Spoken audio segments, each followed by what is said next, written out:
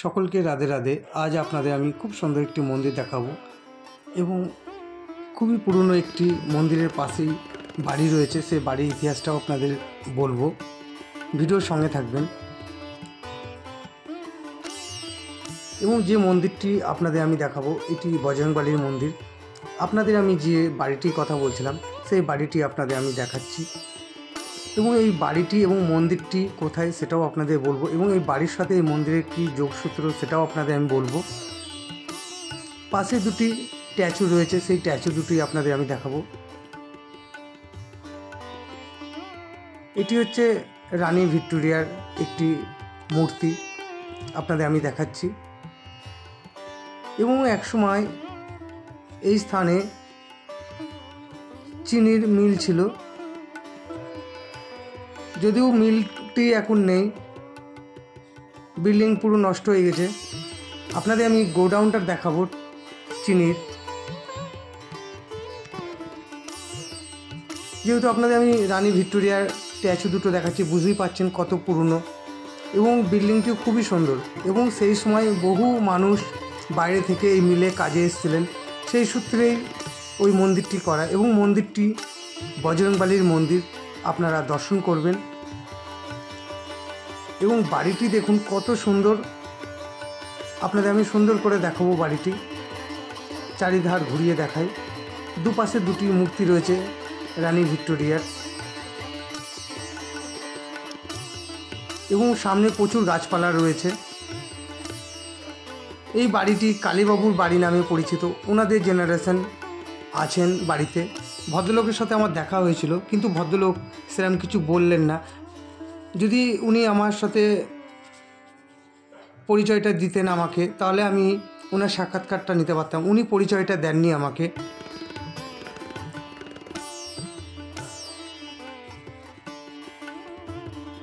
আপনাদের আমি ঘুরিয়ে দেখাচ্ছি, দেখতেই পাচ্ছেন প্রচুর গাছপালা।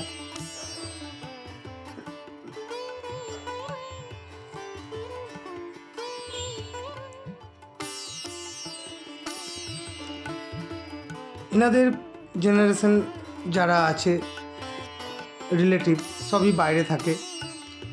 কালীবাবুর জেনারেশনের মধ্যে একজন এখানে আছেন, ভদ্রলোককে আমি দেখতে পেয়েছিলাম।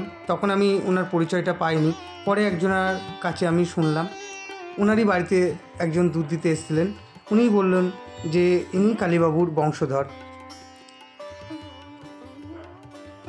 আপনাদের আমি ঘুরিয়ে দেখাচ্ছি, দেখুন প্রচণ্ড রোদ।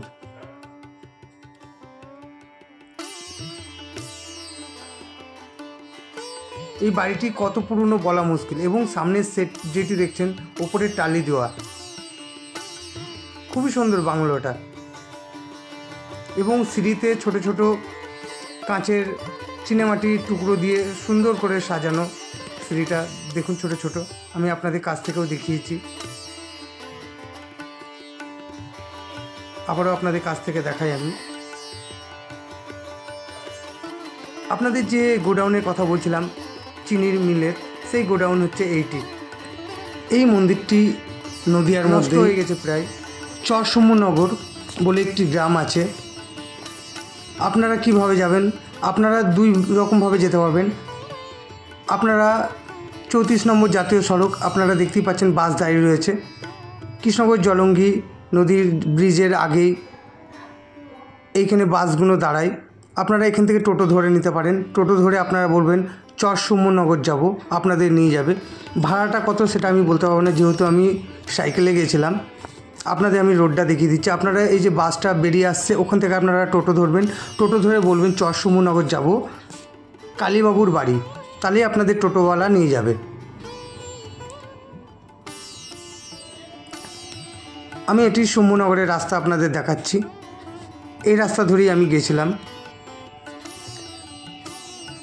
আমার সাইকেলে 1 ঘন্টা মতন লেগে গেছে, খুবই ভিতরে। আমি শোনার পর এই জায়গাটা আমি কখন যাব এটাই ভাবছিলাম। তো আমি পৌঁছে আমার খুবই ভালো লাগলো। এত পুরনো একটা জিনিস আমি দেখতে পেলাম, আপনাদেরও দেখাতে পারলাম। আমি পারলে অবশ্যই আপনারা ঘুরে আসবেন। এবং মন্দিরটি বজরংবলীর মন্দির। যে সময় বাইরে থেকে মানুষজন এসেছিলেন সেখানে কোনো মন্দির ছিল না হয়তো, এবং বজরংবলীর মন্দিরটি সেই সময়তেই তৈরি করানো হয়েছে এবং বিগ্রহটিও খুবই পুরনো। মন্দিরের ভেতরটাও খুবই সুন্দর। আমি সুন্দর করে মন্দিরটি করেছি ভিডিও, আপনারা ভালো করে দেখবেন। আর আমার ভিডিও আপনাদের আজকে কেমন লাগলো অবশ্যই আপনারা কমেন্ট করবেন। এটি মন্দিরে যাওয়ার রাস্তা, দেখতেই পাচ্ছেন। বর্ষাকালে খুবই সমস্যা, বর্ষাকালে আপনারা যাবেন না।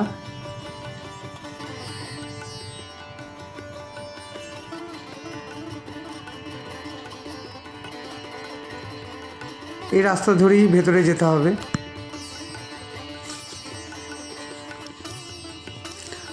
আর একরকমভাবে যেতে পারবেন, আপনারা নবদ্বীপ ঘাটের বাস ধরবেন। নবদ্বীপ ঘাটের বাস ধরে আপনারা শ্যামপুর নামবেন। শ্যামপুর থেকে আপনাদের সবথেকে সুবিধা হবে, নবদ্বীপ ঘাটের বাসে উঠবেন, শ্যামপুর নামবেন, ওখান থেকে যে কোনো টোটো করবেন, ওখান থেকে আপনাদের কাছে হবে। বলবেন কালীবাবুর বাড়ি যাব, পারলে দিনের বেলায় যাবেন, বৈকালের দিকে যাবেন না। সুন্দর করে ঘুরে আসবেন, জায়গাটা খুবই ভালো। আপনাদের আমি মন্দিরটি একবার দেখিয়েছি ফার্স্টেই, আবারও দেখাচ্ছি, সুন্দর করে ঘুরিয়েও দেখাবো। আর আমার বক্তব্যে কোনো ভুল ত্রুটি হলে অবশ্যই ক্ষমা করে দেবেন।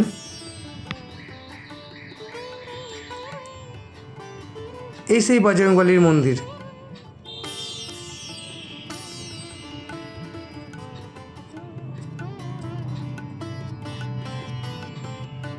বাইরে থেকে প্রচুর মানুষজন এসেছিলেন সেই সময় কাজের জন্যে, তখনই এই মন্দিরটি নির্মাণ করানো হয়েছিল হয়তো।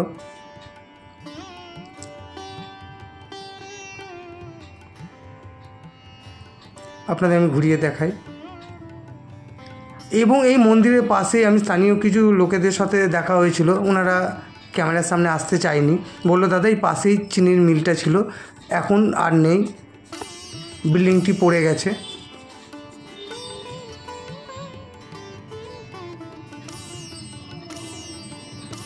আপনাদের আমি মন্দিরের সামনেটা দেখাচ্ছি।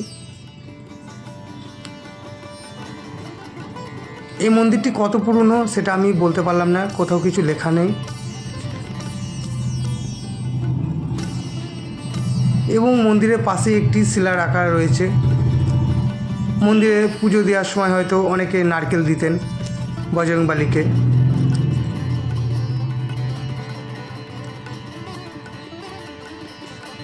এবং মন্দিরের উপরে ধ্বজটা দেওয়া রয়েছে, দেখতে পাচ্ছেন। আমি আপনাদের মন্দিরের ভেতরটা দেখাচ্ছি। এখানে মন্দিরের গেটে কোনো তালা লাগানো থাকে না এবং বজরংবলীর যাতে গরম না লাগে সেই জন্য ভেতরে একটা ফ্যানও লাগানো রয়েছে। জয় শ্রীরাম, জয় বজরংবলী।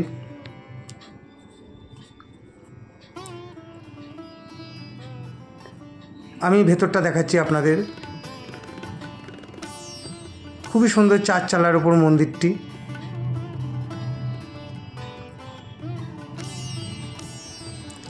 বেশি করে ভিডিওটা শেয়ার করবেন, আর নতুন হয়ে থাকলে সাবস্ক্রাইব করতে ভুলবেন না।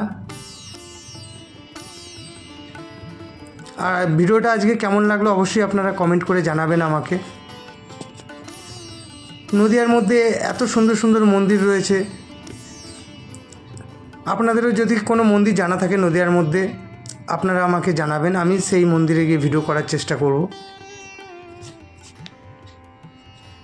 এবং গেটটিও খুবই ছোটোর ওপর।